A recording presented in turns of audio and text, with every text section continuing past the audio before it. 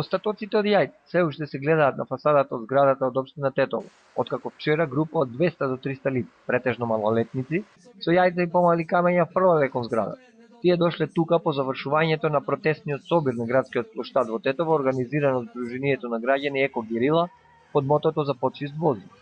Иако од страна на организаторот беше побарано учесниците на протестот мирно да се разотидат, оваа помала група се упатиле кон објектот на Тетовската локална самоуправа, каде се задржале близу половина час.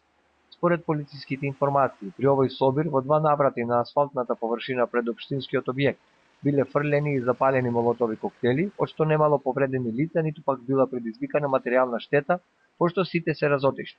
За кусо време, во близина на шарената џамија во Тетово, било пронајдено 13-годишно лице од тетовската населба Теќе, кое се сомничи дека учествувало во фрлањето на молотовите коктели. Во присуство на негов родител и представник од Центарот за социјални работи, било разговарано со малолетникот, кој потоа бил пуштен, информираа од полиција. Оттаму најавија дека заедно со јавен обвинител и по целосното расчистување на случајот против малолетникот ќе има соодветен поднесок.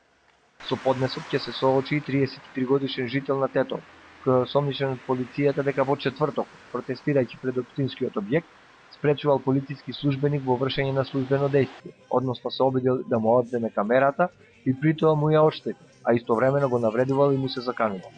Тетовецот бил приведен синоќа околу 19 часот и по извршениот разговор бил пуштен.